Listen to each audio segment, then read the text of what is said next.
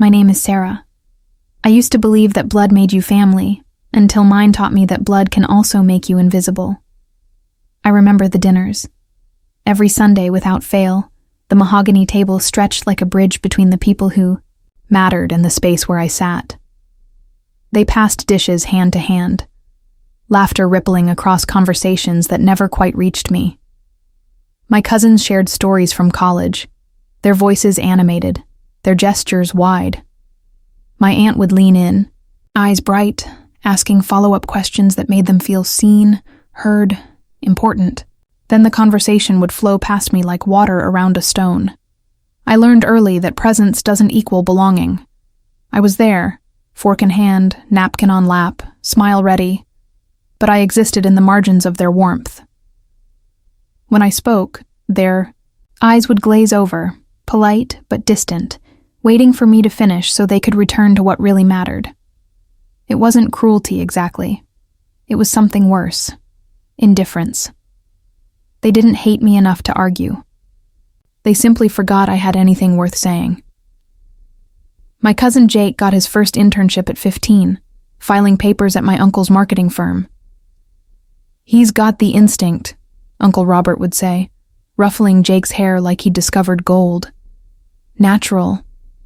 Talent runs in the family." I was 17 then, honor roll student, president of the debate team. But when I asked about summer work, Uncle Robert's smile tightened. "You're more of an academic type, aren't you? Maybe focus on your studies." The dismissal was gentle but absolute, like a door closing softly but firmly in my face. Before we continue, drop a comment.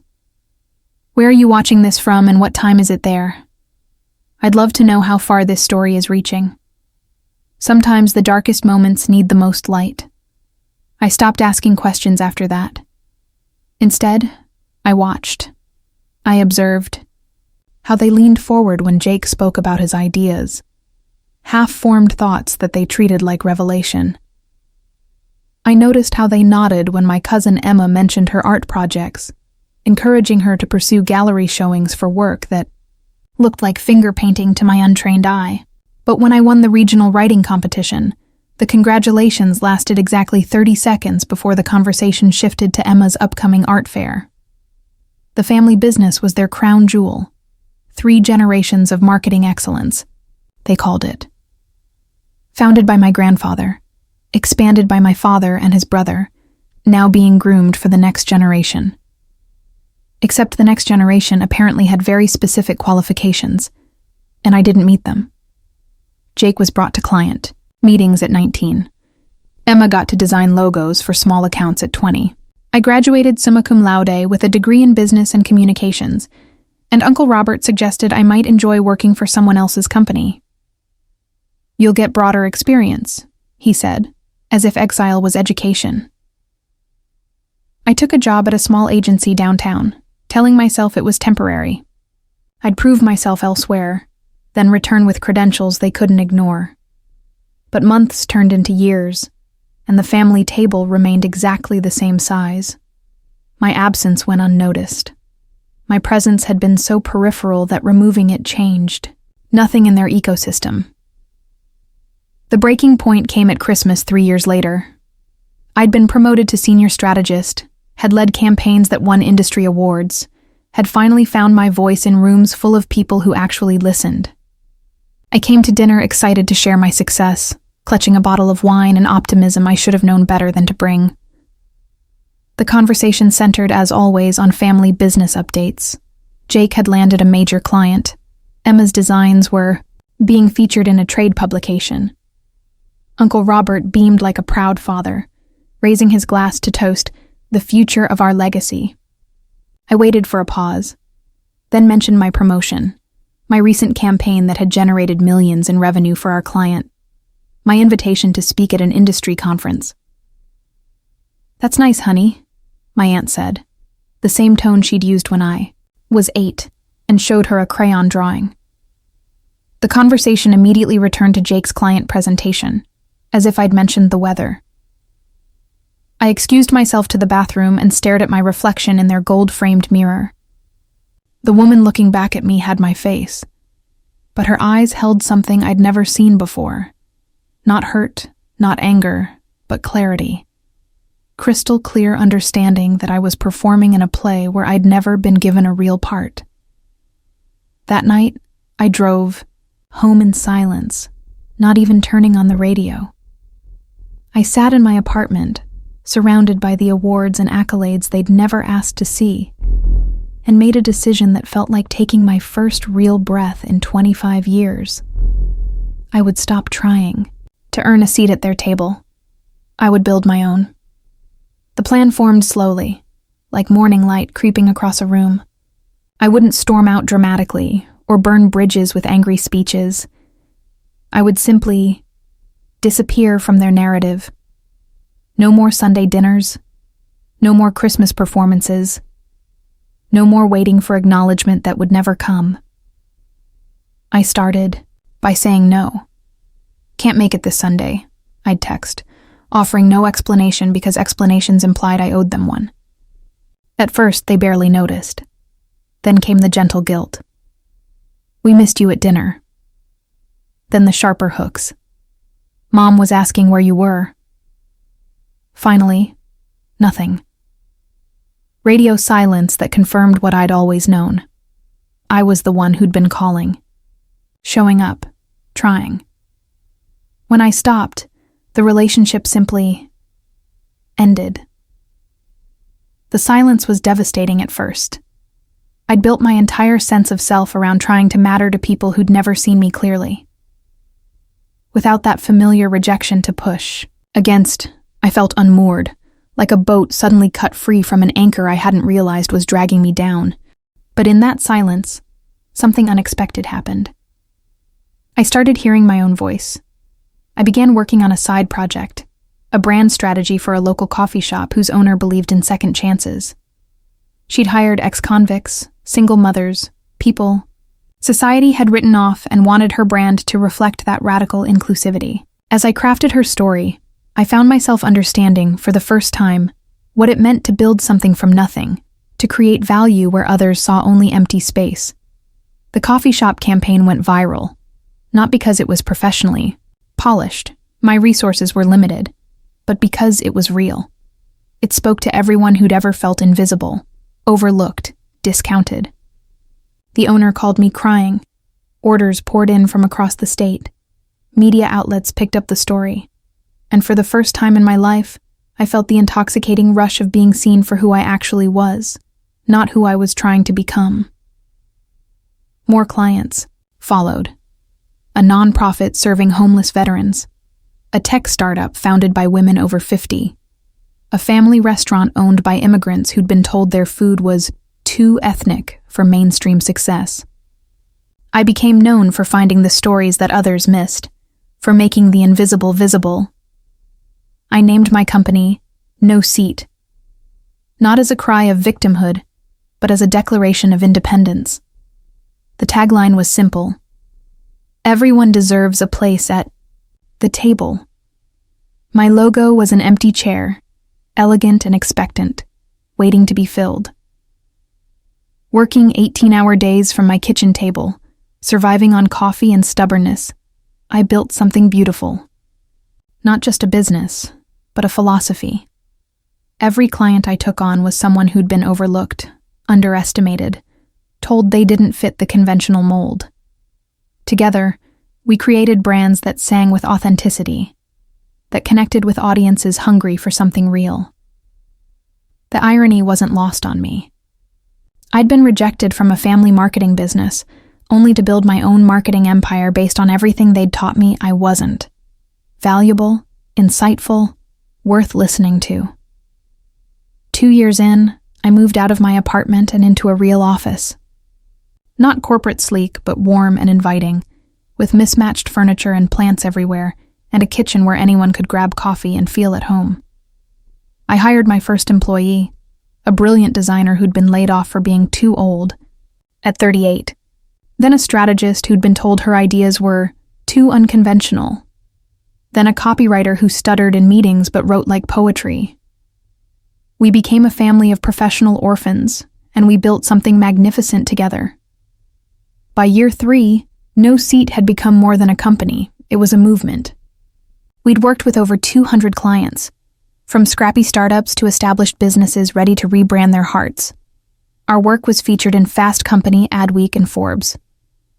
I was invited to speak at conferences where I'd once sat in the back row, dreaming of being heard. The speaking engagements were where I truly found my voice. Standing on stages, looking out at audiences full of people who'd felt invisible, I'd share our story. Not just mine, but all of ours. The room would go quiet when I talked about the empty chair, about building tables instead of begging for seats. Afterward, people would approach with tears in their eyes, business cards in their hands, ready to tell their own stories of being overlooked. I remember one conference in particular, a marketing summit in Chicago. I just finished my keynote on authentic brand storytelling in an age of manufactured authenticity when I saw a familiar face in the crowd. My cousin Jake, older now, softer around the edges, pushing through the audience toward the stage. "Sarah," he said, and I heard something in his voice I'd never heard before. Respect. That was incredible. I had no idea you were doing all this. I smiled, the kind of smile that doesn't reach your eyes. There's a lot you don't know about me, Jake. He looked uncomfortable, shifting his weight. Uncle Robert sent me. He's here actually at the conference. He'd like to talk to you. I felt my team gather around me. My chosen family, protective and fierce. I'm sure he would, I said. But I have dinner plans with people who've been listening to me for years. Jake's face flushed. Sarah, come on. You can't still be holding grudges about family dinners. The word grudges hung in the air like smoke. I looked at this man who'd been handed everything I'd had to build from scratch, who'd never once wondered why I'd stopped coming around, who'd benefited from my absence without ever questioning it. I'm not holding grudges, Jake. I'm holding boundaries. I walked away, my team flanking me like a protective shield. Behind us, I heard Jake calling my name, but I didn't turn around. I'd spent too many years turning around for people who were never really reaching for me. But the encounter stayed with me that night in my hotel room. I found myself thinking about Uncle Robert, about the family business that had rejected me, about the strange circularity of us both being at the same conference, occupying the same professional space I'd once been, deemed unfit for. 3 months later, the email arrived. Uncle Robert's name in my inbox felt like a ghost from another life. The subject line read, "Professional Collaboration Opportunity." "Dear Sarah," it began, formal and distant. "I hope this message finds you well. I've been following your company's success with great interest. Your reputation in the industry is impressive, and I'd like to discuss a potential partnership opportunity that could benefit both our organizations." I read it twice, searching for the subtext, the real reason he was reaching out. The answer came in the second paragraph. "As you may know, we're going through a significant rebranding process. Our current approach isn't resonating with younger demographics, and we need fresh perspective to revitalize our image." Fresh perspective. The same perspective he'd dismissed as not cut out for this 15 years earlier. I didn't respond immediately. Instead, I called a team meeting and shared the email. My employees, my real family, gathered around our conference table, faces reflecting the same mix of incredulity and amusement I felt. "So," said Maria, my lead strategist, "the family that wouldn't give you an internship wants to hire your company?" "The irony is beautiful," added David, my creative director. "What are you thinking?" I stared at the email, printed and sitting, in the center of our table. "I'm thinking," I said slowly, "that this is a test. Not of them, but of me. Of who I've become, and whether I can face who I used to be." I drafted 3 different responses. The first was cold and professional, a Polite decline with no explanation. The second was warm but firm, acknowledging our family connection while maintaining professional boundaries. The third was something else entirely, a response that would force them to confront exactly what they were asking for. I sent the third. 1. Robert, I wrote, using his first name deliberately. Thank you for reaching out. I'd be happy to discuss a potential collaboration. However, given our family history, I want to be transparent about my process. I only work with clients who value authenticity and are committed to genuine transformation. This isn't about surface-level changes or quick fixes. It's about examining who you really are and deciding who you want to become. If you're ready for that level of honesty, I'm ready to listen. My standard consultation fee is $5,000, and we can schedule a meeting at my office. I hit send before I could second-guess myself. His response came within hours. Sarah, I understand your position and respect your professionalism.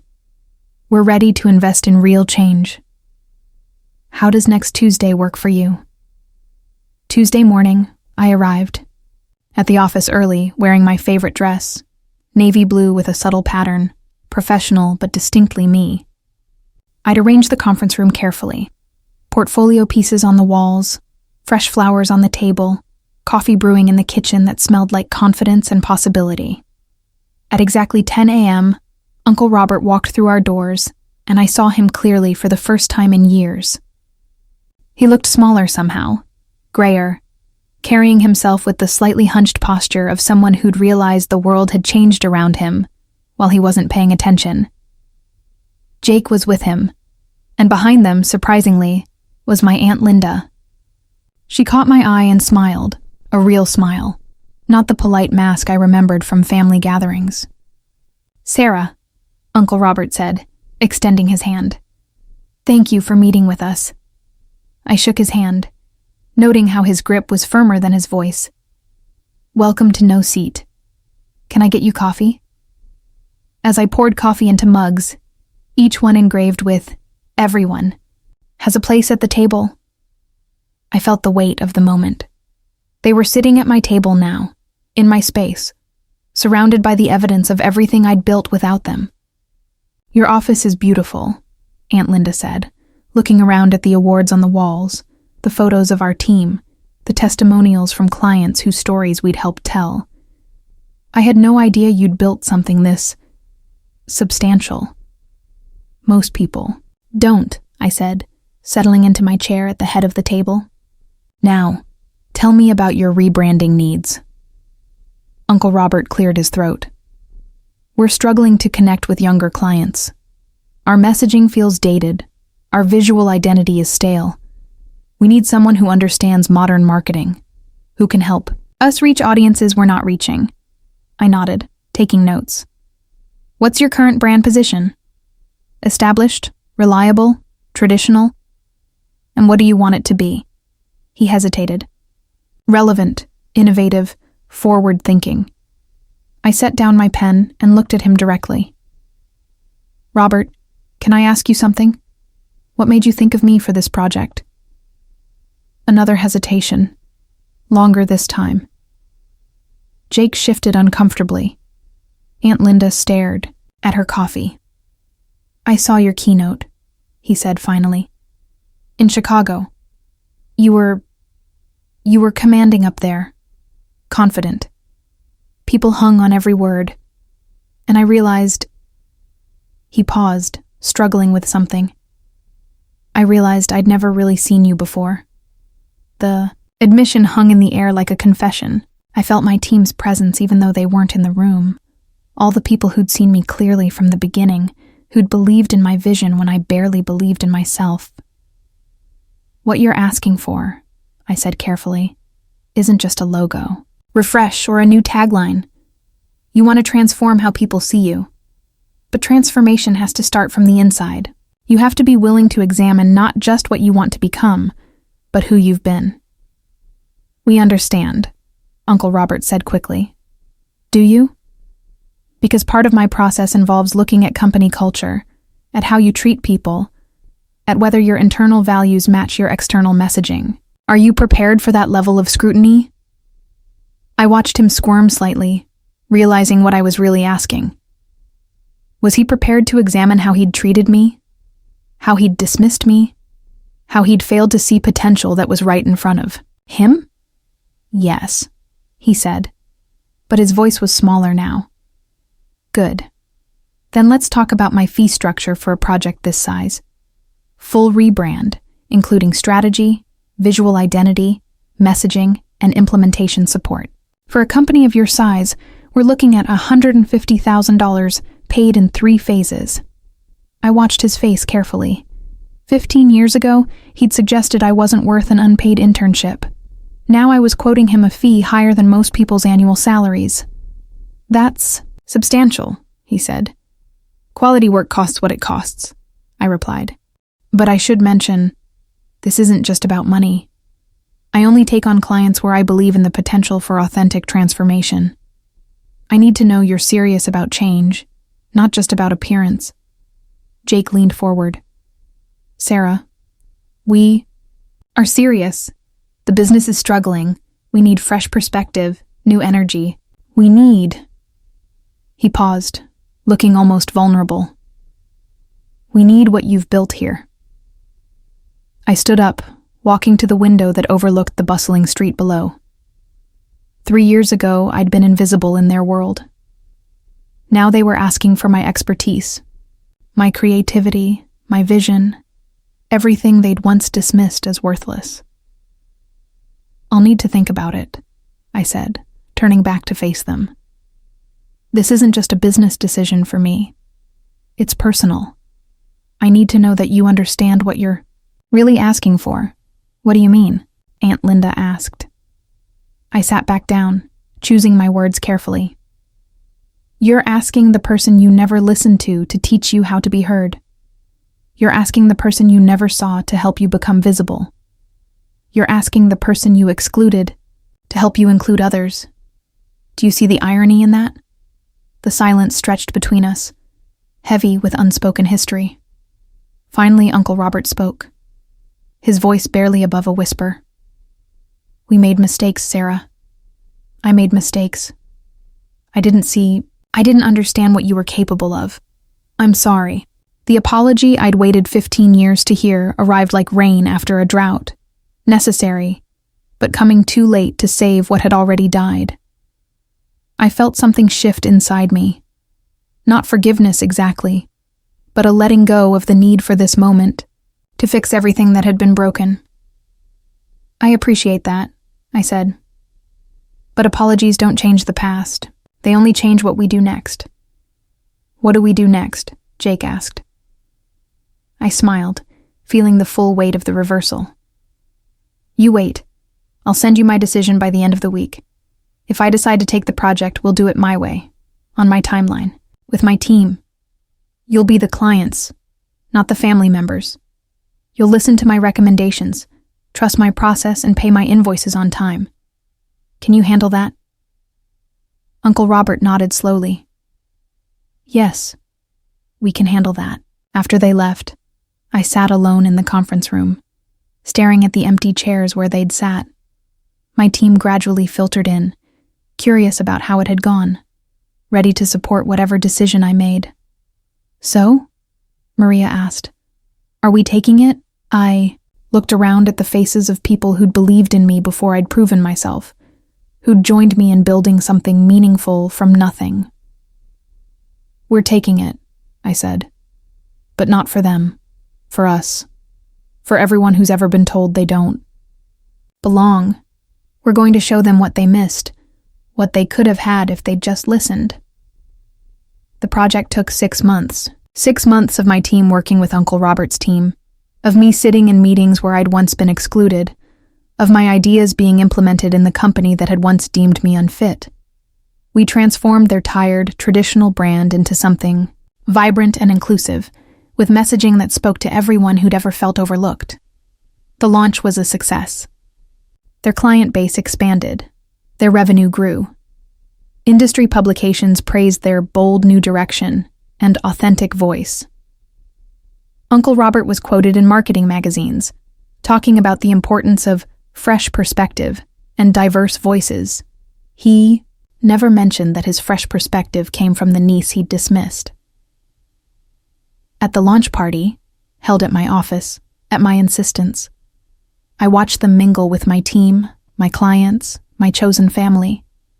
Uncle Robert looked around at the walls covered with our awards, our testimonials, our evidence of success, and I saw him truly understand, perhaps for the first time, what he'd missed. "Sarah," he said, approaching me near the end of the evening, "I want you to know, what you've built here, it's remarkable, and I'm sorry it took me so long to see it." I nodded, accepting his words without the bitterness I might have felt years earlier. "I'm not sorry," I said. "If you'd seen it then, I might never have built this. I might have spent my life trying to fit into your vision instead of creating my own." He looked confused, as if he'd expected gratitude, or at least reconciliation.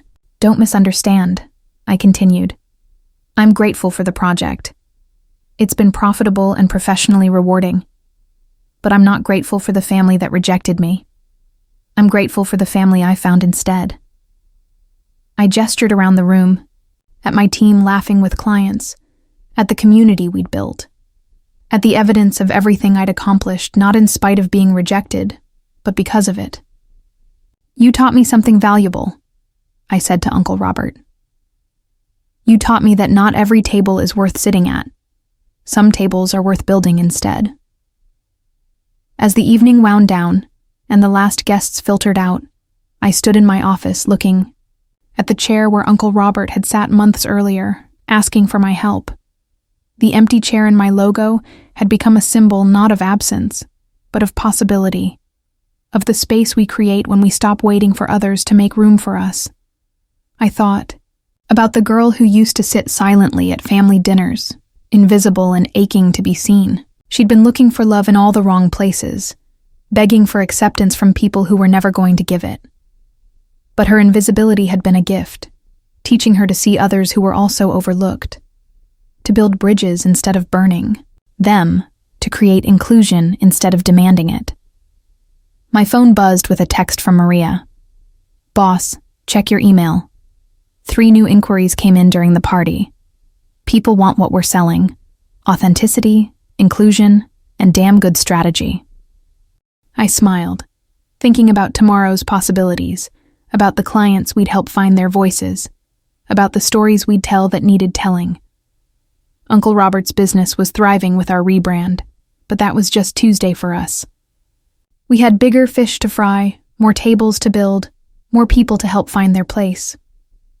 The last thing I did before leaving the office was adjust the empty chair in our lobby, the one that had become our signature, our promise, our proof that everyone deserves a seat somewhere, even if they have to build the table themselves. Outside, the city hummed with possibility. I walked to my car thinking about Sunday dinners, about the table I'd never quite fit at, and realized I didn't miss it anymore. I'd found something better. The satisfaction of building something meaningful, the joy of being seen for who I truly was. The peace that comes from knowing your worth isn't determined by other people's blindness. They'd deleted my name from their story for years, but I'd written my own story instead. One where I was the hero, the CEO, the one everyone wanted to work with. And in that story, the empty chair wasn't a symbol of what I'd lost, but of everything I'd gained by refusing to. Settle for scraps when I could build a feast instead,